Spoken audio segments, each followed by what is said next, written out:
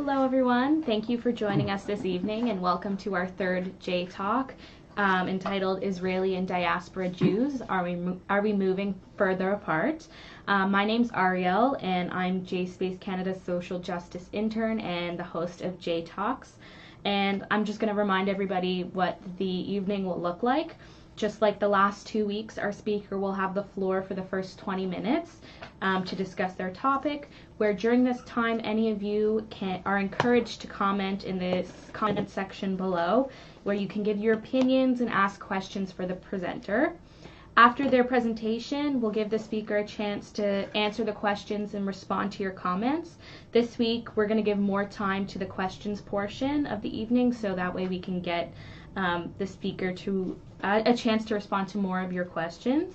So now I'd like to introduce tonight's speaker, Rabbi Larry Englander. Larry is the founding rabbi of Solel Congregation in Mississauga, serving there since its inception in 1973 until his retirement in June 2014. He now serves Solel as Rabbi Emeritus and is also the adjunct rabbi at Temple Sinai in Toronto. Rabbi Englander received his doctorate of Hebrew letters from Union College, Jewish Institute of Religion in the field of Jewish mysticism and rabbinics, and he is taught in the Religious Studies Department at York University and spent a semester teaching rabbinical students at Leo Baeck College in London, England. He has written several articles on Jewish mysticism, as well as a book called The Mystical Study of Ruth, and is a former editor of the Central Conference of American Rabbis Journal. He served as chair of Artseinu from 2014 to 2017, and in 2005, he was appointed as a member of the Order of Canada for his work in the community. Now, Rabbi Englander is on the board of JSpaceCanada, serving as the co-chair of programming. So without further ado, I'd like to turn it over to Larry. There we go. Hello, everyone, and thank you for your interest in the JSpace series of JTalks. Today, I'd like to begin with a story. My wife and I know this couple who live in Toronto and are very ardent Zionists, visit Israel rather often, and their Hebrew is pretty good. One evening, they were sitting in a restaurant in Jerusalem, and the wife wanted to order a hamburger, and she wanted it well done. And she wasn't quite sure how to say that in Hebrew. So out comes Google Translate, and she types in English, hamburger well done. And the answer comes back in Hebrew, hamburger, yesher koach. So I think that's kind of an example of a gap, but we know that nowadays there's more than a language gap between Israelis and diaspora Jews, and that's what we're going to address in this talk. So before we address these issues, I think we have to understand something, and that is that Israel is a different country from Canada. It's a Middle Eastern country, and its Jewish religious identity comes from two main sources, which is where most of the people come from. First of all, from Eastern Europe, mainly Poland, and second of all, from the Edot HaMizrach, from the countries in North Africa and Arab countries in the Middle East. So if that's the composition of Israeli Jews, it means that first of all, they or their ancestors did not experience the Haskalah, the Western Enlightenment, in the way that we did here in the West. It came a lot later, a lot more distilled, or sometimes not at all, in terms of critical approaches to social issues. The other difference is that these populations were not able to integrate into the majority culture the way we can in Canada, that they were always seen as separate, and as a result, their Jewish identity was what was forged that way. So with these differences between Israeli Jews by and large and Western Jews, Western diaspora Jews, it means that by and large Israeli Jews don't really understand us. They don't understand Western diaspora Jews and their values of civil and human rights. Instead, I think Israeli government policy works more on the lobbying of interest groups. And we can perhaps return to that later. So let's analyze exactly what this gap is. And to start off, I want to quote an Israeli rabbi by the name of Noah Sata, who is the head of the Israel Religious Action Center in Jerusalem. And I'm going to quote from an article that's in this book entitled The Fragile Dialogue.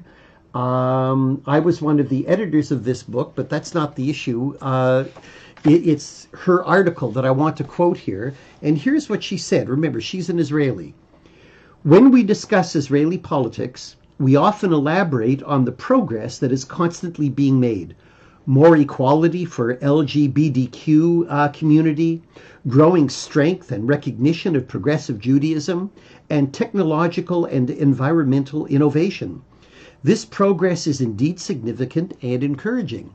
However, despite all this, we need to recognize our current point of crisis.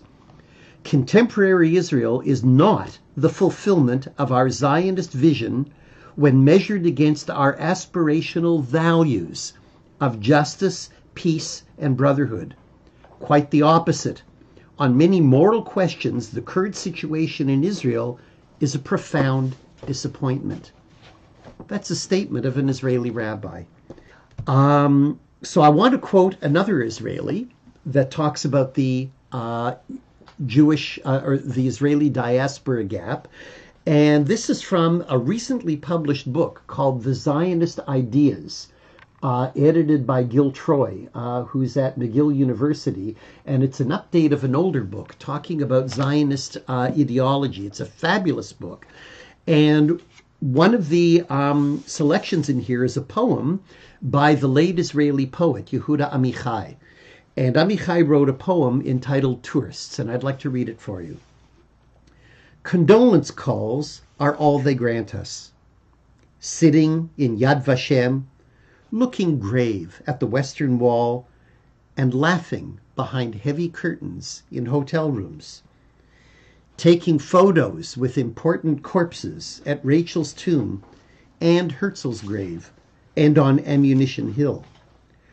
Crying over our young men's lovely heroism and lusting after our young women's prickliness, and hanging their underwear for a quick dry in a cool blue bathroom. Once I sat on the steps by the gate at David's Tower, having laid 2 heavy baskets by my side. A group of tourists stood there surrounding the guide, and I served as their reference point. You see that guy over there with the baskets, the guide said? A little to the right, above his head, is a Roman arch. A little to the right of his head. But he moved, I said to myself. Redemption will come only when the guide says to them, you see that Roman arch over there? Insignificant. But next to it, a little to the left and below, sits a man who just bought fruit and vegetables for his family. I think what Amichai is getting at in this poem is that, number one, we have to make sure that we visit Israel and as frequently as possible and for as long a time as possible, but also that our visits to Israel go beyond tourist sites and even beyond synagogues, that we really get to meet living Israelis and understand the way they live and the way they think and the way they live their lives there. And then we can come back and really engage in much more intensive Israel engagement at home.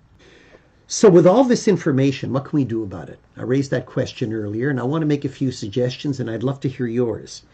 Number one, I think we have to develop a deeper relationship with Israeli people, their culture, their hopes, their fears and concerns. And that we can do that especially by visiting Israel. Second of all, this may strike you as surprising, but I think one positive thing we can do is learn Hebrew. Statistics show that in a few decades, over half of the world's Jewish population is going to be living in Israel, and certainly over half of world Jewry knows how to speak Hebrew now. And we know how strong language can be as a cultural tie. So if you go to Hebrew classes and learn Hebrew, you're doing something positive. There's an application called Duolingo that I would highly recommend. It's fun, and you can learn Hebrew very quickly and easily. And that's modern Hebrew, not just prayer book or Torah Hebrew. The third thing that we can do is to give our support to Israel both morally and financially by supporting individuals and organizations that promote our progressive Jewish Zionist values. And if you want some specific organizations for me to mention, I'll be happy to do that during the question period. And then the fourth thing that we can do is to read and talk about the issues. Joining discussion groups, seminars, book reviews, whatever it takes. And that the more we educate ourselves about Israel, the stronger our position will be. So my main message then is don't give up on Israel. We can maintain our love for Israel while at the same time prodding Israel toward the state that we know that it can become. And you'll notice that in my talk, I've been quoting Israelis in getting this message across. And so I want to conclude with another Israeli voice he's a historian by the name of Gershom Gorenberg, and he wrote a book called The Unmaking of Israel. Very interesting book. Near the end of his book, he has a message for diaspora Jews, with which I'll conclude this portion of the seminar. Here's what he says. What diaspora Jews should give Israel now, immediately, without waiting, is a reminder that we were strangers in Egypt, in Russia, and Germany, even in America. They can remind Israelis of the urgency that the minority experience gives to liberal values. They can support organizations in Israel, as they do in the diaspora, that advocate human rights and the separation of religion and state. They can help fund institutions that teach Judaism as it deserves to be taught, as a faith that deepens respect for every human being. Instead of pretending that Israel is the country they want it to be, or giving up on it because it is not, they can help make it that country. Thank you. Thank you so much, Larry. That was incredible. We'd now like to open up this portion of the evening to any questions. So if you have a question, feel free to comment in the comment section down below. I'll get us started with a question that I have. So you quoted one of the authors, and you said that we're strongest when we advocate beyond our own needs. And then you also mentioned this term of progressive Israelis. So what are progressive Israelis, and how are they the same, or are they different from what we tend to call secular Israelis? I think they cut across all expressions of Jewishness, from modern Orthodox, conservative, Reform, Reconstructionist, and secular. So it's not limited to any particular expression of Jewishness. And I do work for the Reform movement, and I meet with many Israelis in the Reform movement and other progressive Jews. And I've lost count of the number of times those Israelis have said to me, we need your voice. We know that we are a minority, a pitiable minority in Israel right now. We always get shouted down by the supporters of the Netanyahu government.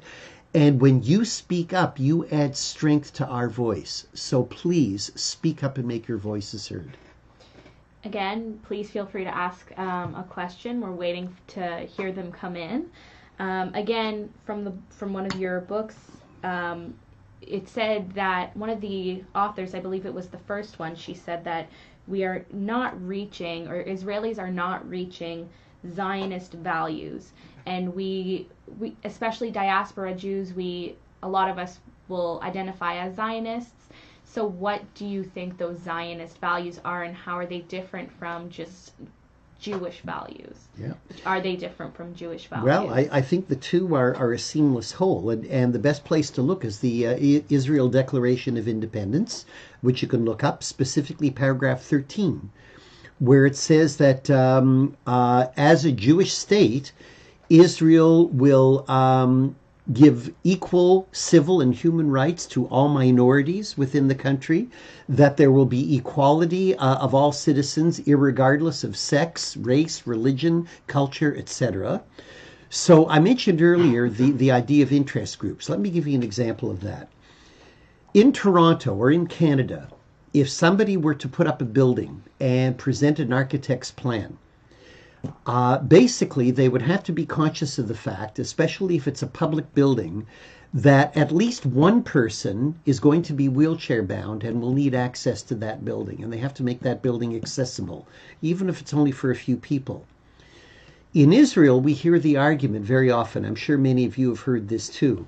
If you want to get your progressive views recognized in Israel, come live here. Bring more progressive Jews with you. And the more progressive Jews you'll have, the more influence you will have. So that's as if to say, if you want to have an accessible building, bring more people in wheelchairs, and then we'll talk. So it's not, we're talking in two different languages. In Israel, they're talking about an interest group, and the bigger the interest group, the more the clout. In the West, we're talking about basic human rights, and it's not dependent on how many people there are. These are rights that even one individual deserves. So we have to realize that sometimes we're talking at cross purposes. I'd now like to address something you spoke about. You mentioned how for a lot of Jews in the diaspora who are currently in their 60s and who have lived through the 67 war and all the intifadas and have watched this kind of unfold, how can young Jews who haven't lived through those like milestones in Jewish history, or not milestones, but milestones in Jewish history, how can they find and build a relationship with Israel that's as authentic as watching it grow? It's a very good question. And I think part of it is, no matter what our age, that we can love Israel, but at the same time criticize it, that we can see its faults. I mean, as Canadians, I think Jews have always played a twofold role. On the one hand, to be loyal citizens of our country and to contribute to it, but also on the other hand, to be watchdogs of that country and that society. And where Canada does something that doesn't live up to our Jewish values, we speak out, and we've had a history of that. Why should it be any different in our relationship to Israel? All right, that I think that twofold approach is an important one to express toward Israel as well. All right, if there are still some people with questions, feel free to ask them. I have another one here about kind of the diaspora and this issue of assimilation that we're experiencing.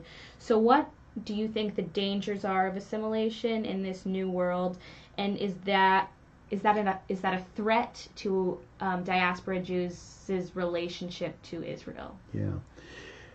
I think if you scratch the average Israeli, and certainly the average Israeli politician, they pretty well figure that diaspora Jewry is on its way out, that we're all going to assimilate within a generation or two.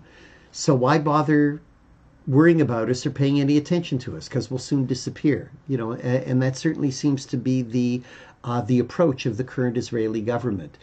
There is a Department of Diaspora Affairs, but Israel sees that as kind of a paternalistic attitude. In other words, they'll send shlichim to North America or to Europe to show us the benefits of Israel and of being Jewish, because we really can't muster that on our own. All right.